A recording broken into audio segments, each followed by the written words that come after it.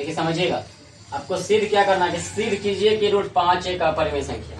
जब भी ऐसा प्रश्न पूछे तो अपरिमेय संख्या पूछेगा। क्या पूछेगा? अपरिमेय संख्या। जब भी ऐसा अगर प्रश्न आपसे पूछता है, यहाँ अपरिमेय पूछता है तो आपको परिमेय मानना है।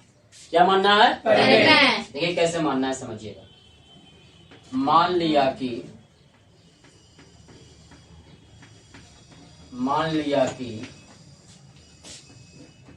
रूट 5 एक परिमेय संख्या है। रूट 5 एक परिमेय संख्या है। क्या मानना है? मान लिया कि रूट 5 एक परिमेय संख्या देगा परिमेय। मानना क्या है? परिमेय। मानना क्या है? परिमेय। तो वही माने है कि मान लिया कि रूट 5 एक परिमेय संख्या है। इसलिए P बट्टा Q बराबर रूट 5। क्या मानना है? इसलिए P बट्टा Q बराबर रूट 5। यहाँ तक हमेशा करना है, यहाँ तक हमेशा करना। कभी रूट 5 पूछेगा, कभी रूट 3 पूछेगा, कभी रूट 11 पूछेगा, कभी रूट 13 पूछेगा, लेकिन ये 2 स्टेप लिखना है। ये 2 स्टेप क्या लिखना? मान लिया कि रूट 5 एक परिमेय संख्या है। मान लिया कि रूट 5 एक परिमेय संख्या, इसलिए P बट्टा Q बराबर रूट 5। P बट्टा Q बराबर रूट 5। देखेंगे आप दोनों तरफ वर्ग करने पर, दोनों तरफ वर्ग करने पर क्या लिखना है? दोनों तरफ वर्ग करने पर। देखिए दोनों तरफ वर्ग कर रहे हैं।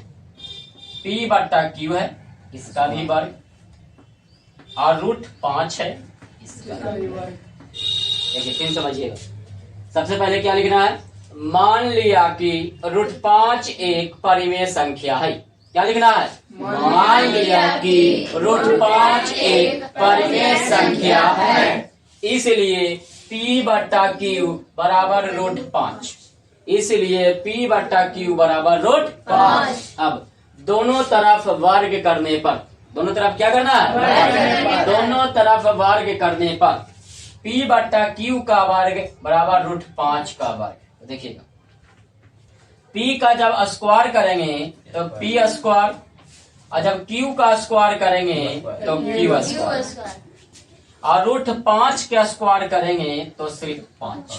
सिर्फ कितना होगा? 5। काहे कि रूट 5 का स्क्वायर 25 और 25 के वर्गमूल 5। करना क्या है?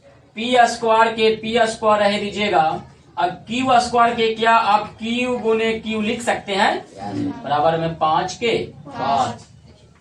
P स्क्वायर के P स्क्वायर, एगो Q के भागा में रह दीजिए, और एगो Q जो है ना ये 5 के साथ लेके चलाइए, इधर हो जाएगा 5Q।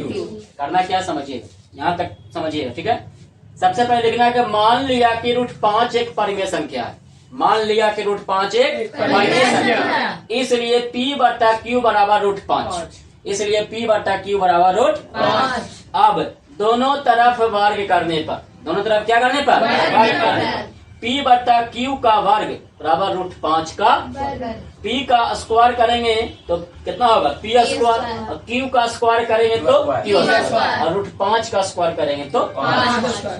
देखो P स्क्वायर के P स्क्वायर, Q स्क्वायर का हम लिख सकते हैं Q गुने Q बराबर 5 के 5। P स्क्वायर के P स्क्वायर, एगो Q के हम बट्टा में रह दिए हैं, और एगो Q के हम लेकर चला हम 5 के साथ। क्या हो गया? लिखेंगे चूंकि P स्क्वायर बट्टा Q बराबर भिन्न संख्या। कौन संख्या? कौन संख्या मानना है? 5Q बराबर पूर्णांक संख्या। 5Q बराबर पूर्णांक संख्या, इसलिए भिन्न संख्या जो होती है, कौन सी संख्या? वो पूर्णांक संख्या के बराबर नहीं होती है। पूर्णांक संख्या के बराबर नहीं होती है। इसलिए हमारी मान्यता गलत है कि रूट 5 एक परिमेय संख्या है। हम परिमेय संख्या ही ना माने थे, ये मान्यता का हो गया गलत। हमारी मान्यता गलत है कि रूट 5 एक परिमेय संख्या है। अतः रूट 5 एक अपरिमेय संख्या होगा। अपरिमेय संख्या होगा।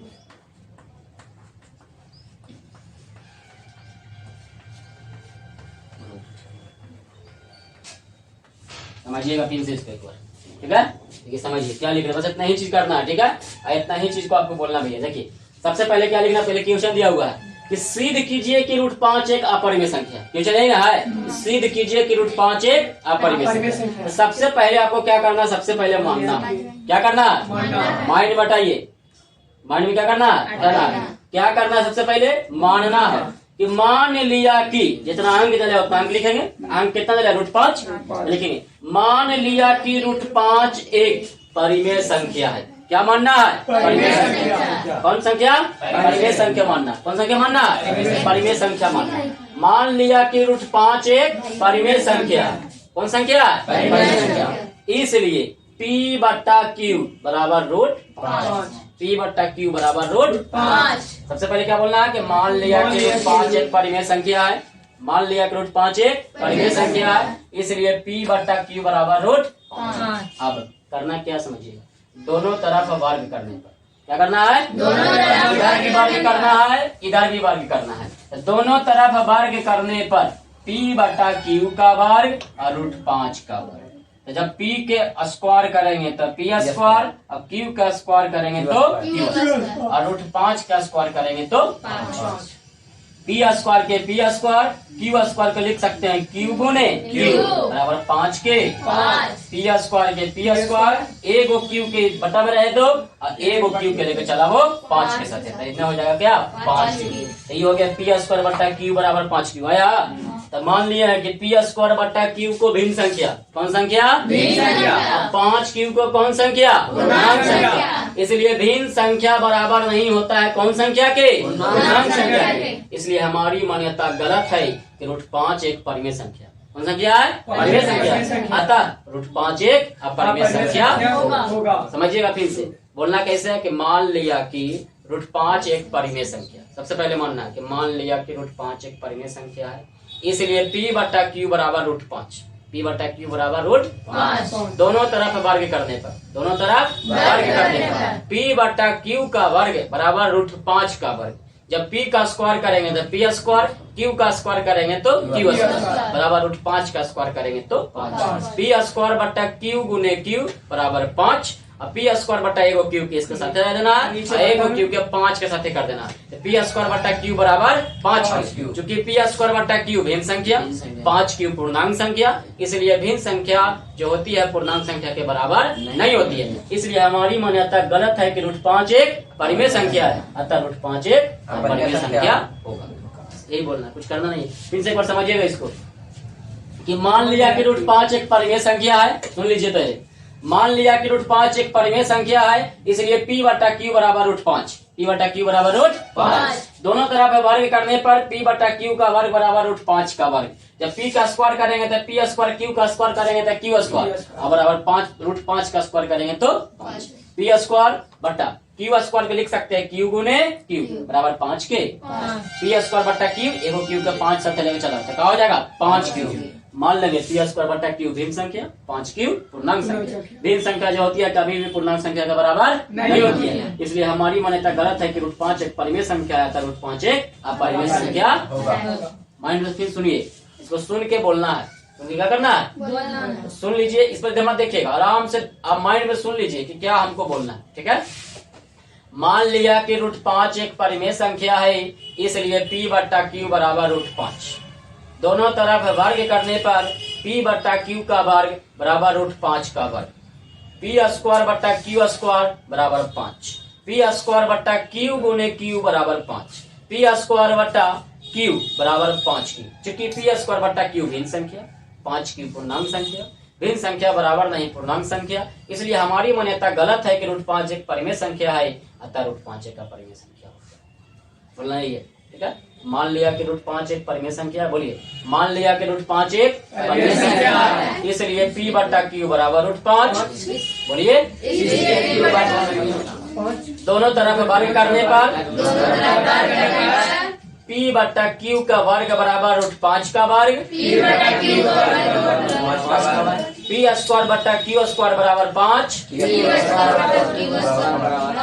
P स्क्वायर बट्टा Q गुने Q बराबर 5, P स्क्वायर बट्टा Q बराबर 5 की